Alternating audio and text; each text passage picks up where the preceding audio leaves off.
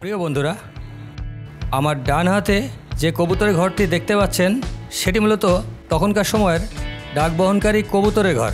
কৃষকদের নির্যাতনের সাক্ষী হয়ে আজও দাঁড়িয়ে আছে সাহেবদের প্রমোদ ঘর। এবং আজকের ভিডিওতে আমি দেখাবো আমঝুপি নীলকুঠির নীল চাষ আর নীলকরদের অত্যাচার ও নির্যাতনের কাহিনী। বাংলাদেশের অন্যতম ছোট্ট জেলা, নাম তার মেহেরপুর, আর এই জায়গাটির নাম মেহেরপুর গেট। এখান থেকে যাওয়া শুরু করলাম। বাস অথবা অটোরিকশায় 10 থেকে 20 টাকা ভাড়ায় খুব সহজেই আমঝুপি নীলকুঠিতে যাওয়া যাবে।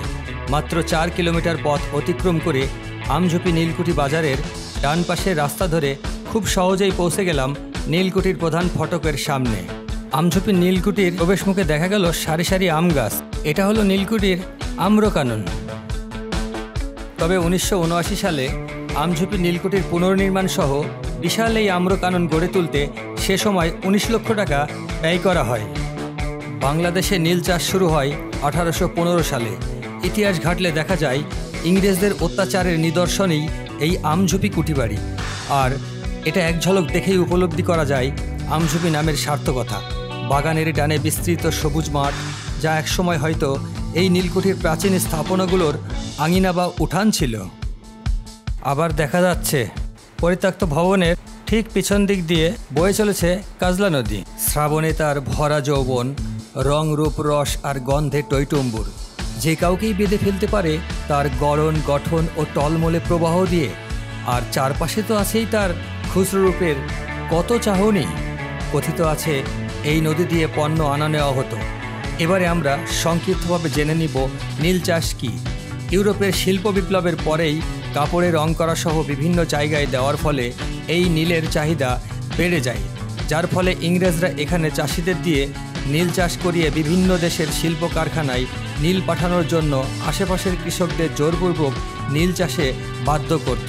কিন্তু এ অঞ্চলের চাষিরা নীল চাষ করতে অভ্যস্ত ছিল না এবং কেউ নীল চাষ করতে চাইতও না। অনুমতি জানায় তাহলে ইংরেজরা এখানকার চাষিদের বিরুদ্ধে মামলা করার ক্ষমতা অর্জন করে এবং এই মামলা করার পর চাষিদের শারীরিক ও মানসিকভাবে নির্যাতনের শিকার হতো। তাছাড়া জেল জরিমানাও হতো। কিন্তু এই জেল জরিমানা চাইতেও সবচেয়ে ভয়াবহ ছিল এই নীলকরদের অত্যাচার। কোনো চাষি যদি নীল চাষ করতে অসম্মতি জানাতো, তাদের উপর চালানো হতো অমানবিক নির্যাতন। লাইন দিয়ে রোদে দাঁড় করিয়ে মাথায় কাদা লেপন করে রোপণ করা হতো নীল গাছের বীজ। যতদিন না চারা গজাতো ততদিন তাদের দাঁড় করিয়ে রাখা হতো। কখনো কখনো হত্যা করে মৃত্যুকূপে নিক্ষেপ করা হতো। নীল গাছের পচা পানি জাল দিয়ে তৈরি করা হতো নীল রং। এদেশে ব্রিটিশ রাজত্বকালে ইংরেজরা সে সময় দেশের বিভিন্ন অঞ্চলে নীল চাষ করার জন্য যেসব কুঠিবাড়ি গড়ে তুলেছিলেন, সেসব কুঠিবাড়িই নীলকুঠি নামে পরিচিত। আমাদের মেহেরপুর জেলাসহ তার আশেপাশে বেশ কিছু নীলকুঠি রয়েছে। এর মধ্যে আমঝুপি নীলকুঠি অন্যতম। আমঝুপি শুধু নীল চাষ আর নীলকরদের অত্যাচার নির্যাতনের কাহিনীতে ভরা নয়, এখানে ইতিহাসের এক কলঙ্কজনক অধ্যায় যেমন রচিত হয়েছে, তেমনি রয়েছে আমাদের গৌরব উজ্জ্বল জেগে ওঠার গল্পগাথা। মেহেরপুর মানেই নীলকরদের ইতিহাস ও অত্যাচারের কাহিনী। প্রিয় বন্ধুরা, টিকিট কাউন্টার থেকে 10 টাকা টিকিট দিয়ে নীলকুঠির ভিতরে প্রবেশ করলাম। মোগল সেনাপতি মানসিং এবং নবাব আলীবর্দী খাঁর স্মৃতি বিজড়িত এই আমঝুপিতেই পলাশীর পরাজয়ের নীল নকশা রচিত হয়েছিল। কথিত আছে এই নীলকুঠিতেই ইংরেজ সেনাপতি লর্ড ক্লাইভ ও মির্জাফরের সঙ্গে ষড়যন্ত্রের শেষ বৈঠক হয়েছিল। আমঝুপি ষড়যন্ত্রের ফলাফল সিরাজউদ্দৌলার পতন, তারপর বাঙালিদের হারিয়ে পরাধীনতা গ্রহণ, তারপর সেই অত্যাচার শুরু হলো। সেই অত্যাচারের রক্তের একদিন এই আমঝুপিতেই নীলকুঠি গড়ে উঠল।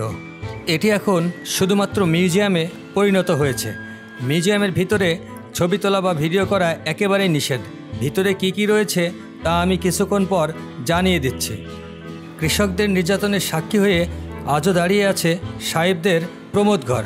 ইংরেজদের ব্যবহৃত নানান জিনিসপত্র, তার মধ্যে অন্যতম পিচ্ছিল মেঝে, যে মেঝে দিয়ে পিঁপড়া বা সাপ পর্যন্ত চলাচল করতে পারত না। ভিতরে বাবুদের জলসাঘর সহ ছোট বড় মোট 13টি কক্ষ রয়েছে। প্রিয় বন্ধুরা, একটু জানিয়ে রাখতে চাই, কাজলা নদীর তীরে প্রায় 300 বিঘা জমির উপর নীলকুঠি স্থাপন করা হয়। প্রিয় বন্ধুরা, আমার ডান হাতে যে কবুতরের ঘরটি দেখতে পাচ্ছেন সেটি মূলত তখনকার সময়ের ডাকবহনকারী কবুতরের ঘর। সে সময় একমাত্র চিঠি আদান প্রদানের জন্য যেসব কবুতর ছিল তাদের থাকার বাসগৃহ, আর এই কবুতরের পায়ে চিঠি বেঁধে দেওয়া হতো প্রাপকের ঠিকানায়।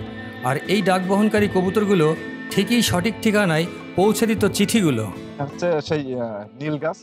ব্রিটিশরা আমাদের দেশে এই নীল চাষ করার জন্য এসে বিভিন্ন ভাবে তখন হচ্ছে আমাদের দেশে চাষিদের দিয়ে নীল চাষ করে নিয়েছে। তখন এই নীল মূল প্রসেসটা হচ্ছে যে নীল গাছ কেটে জমিতে কেটে হাউজে পচিয়ে যে কষ পানিটা হতো ওটা তখন জ্বালিয়ে তখন হচ্ছে নীল তৈরি করতো। এখানকার চাষিরা বিদ্রোহ শুরু করে নদিয়ার একাংশ, মেহেরপুর এবং ঝিনাইদহের কয়েকটি এলাকায়। এগুলো ছিল পরস্পরের সাথে সংযুক্ত। এখানকার গবেষকদের সাথে আলোচনা করে জানা যায় 1801 সালে বিশ্বনাথ বিশ্বাস প্রথম নীলকুঠি আক্রমণ করেন। নির্যাতিত নীল চাষির দুর্বার আন্দোলনের ফলশ্রুতিতে একদিন বাংলার বুক থেকে নিশ্চিহ্ন হলো নীল চাষ। প্রিয় বন্ধুরা, আমার ভিডিওটি ভালো লাগলে আমার চ্যানেলটি সাবস্ক্রাইব করে সঙ্গে থাকবার জন্য বিনীত অনুরোধ রইল। আল্লাহ হাফেজ।